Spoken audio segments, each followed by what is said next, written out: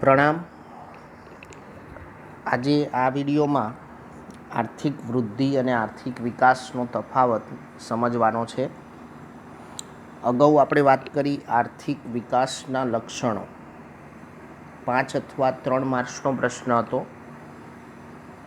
આ પ્રશ્ન પણ મોસ્ટ ઇમ્પોર્ટન્ટ છે. અગાઉ જે આપણે આર્થિક વૃદ્ધિ અને આર્થિક વિકાસની લાક્ષણિકતાઓ કે એની મર્યાદાઓ જે જોઈ એના ઉપરથી સમજવાનું છે. હવે પ્રશ્ન આપણે એ રીતે લીધો છે કે આર્થિક વૃદ્ધિ અને આર્થિક વિકાસ એટલે પરીક્ષામાં ભૂલ ન થાય એ ધ્યાન રાખવાનું. વૃદ્ધિ વિકાસ જ લખવાનું, ભલે ગમે તે રીતે પૂછાયું હોય. આર્થિક વિકાસ વૃદ્ધિ પૂછાયું હોય તો પણ તમે આ રીતે લખી શકો. તો જોઈએ મુદ્દાઓ. પહેલો મુદ્દો છે ઘટના અને પ્રક્રિયા. તો આર્થિક વૃદ્ધિ એ ઘટના છે, એક આર્થિક ઘટના કહી શકાય આર્થિક વૃદ્ધિ. જ્યારે આર્થિક વિકાસ એ પ્રક્રિયા છે. ફક્ત મુદ્દા સમજશો ને તો પણ તફાવતના તમે 6 થી 7 મુદ્દાઓ સરળતાથી પરીક્ષામાં રજૂ કરી શકવાના. બીજો મુદ્દો છે પરિવર્તનો. તો આર્થિક વૃદ્ધિમાં પરિમાણાત્મક પરિવર્તન થાય છે. જોઈતી આપણે આર્થિક વૃદ્ધિની વ્યાખ્યા કે ઉત્પાદનમાં થયેલો વધારો, ટૂંકમાં કહીએ તો એ પરિમાણાત્મક પરિવર્તન છે. જ્યારે આર્થિક વૃદ્ધિ આર્થિક વિકાસ એ માત્ર પરિમાણાત્મક પરિવર્તન નથી. આર્થિક વિકાસમાં પરિમાણાત્મક પરિવર્તન તો થાય જ છે, પણ એની સાથે ગુણાત્મક પરિવર્તન પણ થાય છે. તો મિત્રો, આ મુદ્દા ઉપરથી એક બીજો મુદ્દો પણ સરળતાથી આપણે સમજી શકીએ કે આર્થિક વૃદ્ધિનો ખ્યાલ સીમિત કે મર્યાદિત છે. આર્થિક વૃદ્ધિનો ખ્યાલ સીમિત કે મર્યાદિત છે. કેમ? તો આર્થિક વૃદ્ધિ એ માત્ર પરિમાણાત્મક પરિવર્તન દર્શાવે છે, જ્યારે આર્થિક વિકાસ એ પરિમાણાત્મક અને ગુણાત્મક બંને પરિવર્તન દર્શાવે છે. એટલે કે આર્થિક વિકાસનો ખ્યાલ વિસ્તૃત કે વિશાળ છે એવું કહેવાય. ક્લિયર? બીજો એક મુદ્દો જુઓ તો માપન.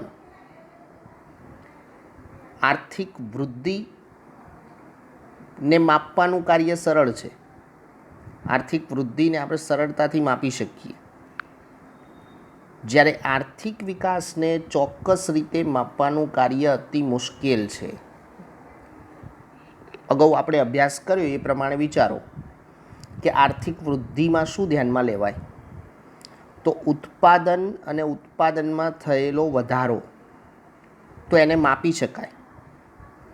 કુલ રાષ્ટ્રીય ઉત્પાદન અને એમાં કેટલો વધારો થયો તો એને માપવું સરળ છે. જ્યારે આર્થિક વિકાસ એ માત્ર ઉત્પાદન કે ઉત્પાદનમાં થયેલો વધારો દર્શાવતું નથી.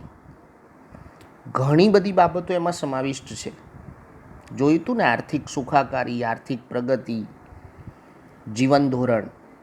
એટલે આર્થિક વિકાસને ચોક્કસ રીતે માપવાનું કાર્ય મુશ્કેલ છે.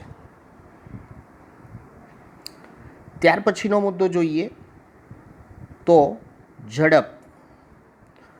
આર્થિક વૃદ્ધિ ઝડપી હોય છે, જ્યારે આર્થિક વિકાસની પ્રક્રિયા ધીમી હોય છે. યાદ છે, આપણે સમજ્યા હતા વિકાસશીલ અને વિકસિત દેશોના સંદર્ભમાં. તો સૌ પ્રથમ કઈ પ્રક્રિયા થાય? આર્થિક વિકાસની, જે ધીમી પણ મજબૂત પ્રક્રિયા છે. ચોક્કસ દિશામાં આર્થિક વિકાસ સિદ્ધ થઈ જાય ત્યાર પછી કોઈ પણ અર્થતંત્રનો ઉદ્દેશ શું હોય? તો આર્થિક વૃદ્ધિ જાળવી રાખવાનો. એટલે આર્થિક વૃદ્ધિ એ ઝડપી પ્રક્રિયા છે એવું કહેવાય. જ્યારે આર્થિક વિકાસની પ્રક્રિયા કેવી છે તો ધીમી છે. પછીનો મુદ્દો જુઓ, સંબંધ. આર્થિક વૃદ્ધિને કોની સાથે સંબંધ છે અને આર્થિક વિકાસને કોની સાથે સંબંધ છે? આ બધું આપણે ડેફિનેશન જે સમજ્યા હતા એના આધારે જોઈએ છીએ. કોઈ ગોખણપટ્ટી કરવાનો અવકાશ છે જ નહીં. આર્થિક વૃદ્ધિને માથાદીઠ આવકના વધારા સાથે સંબંધ છે. દેશની કુલ રાષ્ટ્રીય આવક, કુલ રાષ્ટ્રીય વાસ્તવિક આવક ધ્યાનમાં લઈએ અને એના સંદર્ભમાં માથાદીઠ આવક. જ્યારે આર્થિક વિકાસને માથાદીઠ આવકના વધારા સાથે આવકની વહેંચણી સાથે સંબંધ છે. માથાદીઠ આવકનો વધારો તો ધ્યાનમાં લેવાય જ, પણ એની સાથે આવકની વહેંચણી સાથે પણ સંબંધ હોય આર્થિક વિકાસને. જેનું એક એક્ઝામ્પલ આપું કે આફ્રિકા ખંડનો નાઇજીરિયા દેશ ભારતના સંદર્ભમાં એ કહી શકાય. તો માથાદીઠ આવક ઊંચી હોય, પણ જો એ આવકની વહેંચણી સમાન રીતે ન થાય તો પછી આર્થિક વિકાસ થયો છે એવું કહી શકાય નહીં. આવકની વહેંચણી સમાન રીતે થવી જોઈએ, તો જ એ આર્થિક વિકાસ થયો છે એવું કહેવાય. પછીનો મુદ્દો, સંકળાયેલો શબ્દ અથવા ખ્યાલ. તો આર્થિક વૃદ્ધિ શબ્દ વિકસિત દેશો સાથે સંકળાયેલ છે, અથવા એવું કહેવાય કે આર્થિક વૃદ્ધિનો ખ્યાલ વિકસિત દેશો સાથે સંકળાયેલ છે. જ્યારે આર્થિક વિકાસનો ખ્યાલ એ વિકાસશીલ દેશો સાથે સંકળાયેલ છે. જોઈતી ને વ્યાખ્યા શ્રીમતી ઉર્સુલા હિક્સ એ મુજબ જ કે આર્થિક વૃદ્ધિ વિકસિત દેશો માટે મહત્ત્વની હોય અને વિકાસશીલ દેશો માટે શું મહત્ત્વનું હોય તો આર્થિક વિકાસ. બીજો મુદ્દો, પરિણામ અને કારણ.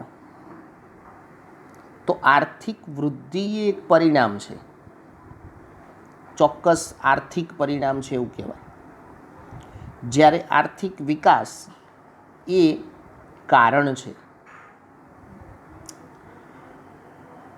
છેલ્લો મુદ્દો, પ્રશ્ન. આર્થિક વૃદ્ધિ એ વિકસિત દેશોનો પ્રશ્ન છે. વિકસિત દેશોનો ઉદ્દેશ શું હોય તો પોતાનું જીવન ધોરણ જાળવી રાખવાનો, અને જીવન ધોરણ જાળવી રાખવા માટે વિકસિત અર્થતંત્ર હંમેશા શેના માટેનો પ્રયાસ કરશે તો આર્થિક વૃદ્ધિનો. જ્યારે વિકાસશીલ દેશોનો પ્રશ્ન શું છે તો આર્થિક વિકાસ. વિકાસશીલ દેશોનો ઉદ્દેશ કે એમની અપેક્ષા શેના માટેની હોય તો આર્થિક વિકાસ માટેની. તો મિત્રો, આ પ્રમાણે આપણે જે 6 થી 7 મુદ્દાઓ અહીંયા તારવ્યા છે એ તમારે ધ્યાનથી પરીક્ષામાં રજૂ કરવાના.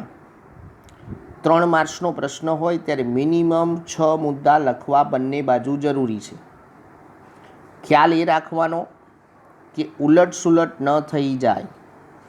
આર્થિક વૃદ્ધિ, આર્થિક વિકાસ જે રીતે સમજ્યા એ જ રીતે રજૂ કરવાનું, જેથી કોઈ ભૂલ થવાની સંભાવના રહે નહીં. પ્રણામ.